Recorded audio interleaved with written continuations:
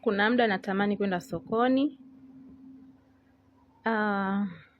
naweza nikajifosi nikatoka kwenda sokoni, lakini sina amani, yani njia nzima mpaka ninakufika na kwa sina amani kabisa.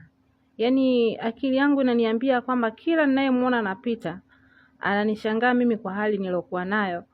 Yani kila aliyoko njiani akili yangu inaniambia ananishangaa, yani ananishangaa mimi usoni, ananiona kama nimekasirika, nimekwazika sana. Yani hata kama hakuna mtu, hata kama watu wako busy, labda wako busy na mambo yao, yani inanifanya hata nikikutana na watu ni kuwasalimia, yani ni ile kuwasalimia haraka sana na kuondoka. Siwezi nikasimama nikasalimiana nao, nikawaangalia hivi, nikaongea nao vizuri. Na nikisema nisimame niongee nao vizuri, yani wao wataniona mimi kama nimekasirika. Yani sielewi niko na hali gani, yani sijui kama naweza nikaongea yani mmoja hata akanielewa kile ninachoongea, sijui.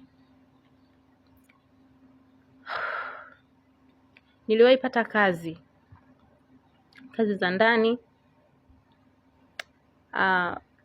nilifanya kwa mwezi mmoja tu, lakini ule bosi akaniambia, alinifukuza sababu alisema anahitaji mtu ambaye atakuwa mchangamfu kwa wanae, kwa watoto wake. Kwa hiyo na mimi ni mtu ambaye kabla sijapata na hii hali nilikuwa ni mtu ambaye watoto walikuwa wananipenda sana, walikuwa wananikubali sana. Sio watoto tu, ni mtu yeyote yule, lika lolote lile. Na nilikuwa najiamini na uwezo wa kusimama kuongea na watu vizuri. Nilikuwa ni mtu ambaye nikifanya kazi naongea vizuri na wateja, wateja wananipenda, wananikubali. Nilikuwa hivyo.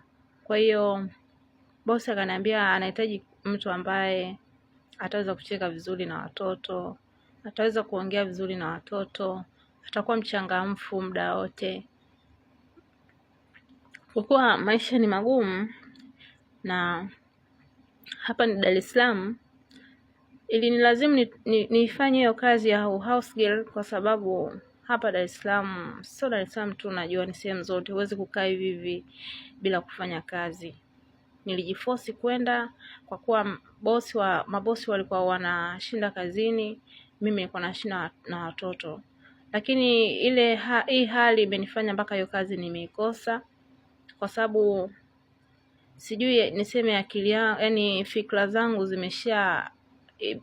zimeshaichukua hii changamoto yangu kwa ukubwa sana. Sijui nizungumzie vipi, kwa sababu hata nikikaa na watoto naona kama nitakuwa tu nawatisha watoto. Yani akili yangu inanipelekesha design kama hiyo.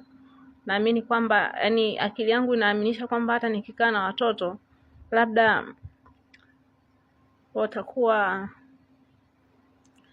wananiona kama nawatisha. Yani sielewi nitumie lugha ipi nyepesi kila mmoja aweze kunielewa hiki ambacho mimi napitia, kwa sababu